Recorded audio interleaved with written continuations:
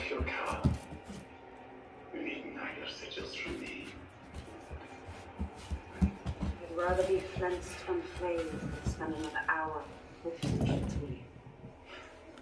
I guess it's sufferable. We never would have come this far without you. Sure. The living perfect bone is loved long enough. Take solace in knowing that your work here is nearly complete. There you are. Keep this up. Probably best to keep that on. You know, you went with Dr. Thayer. Not as popular as you should be outside Fair. And, of course, you're about to be considerably less popular. but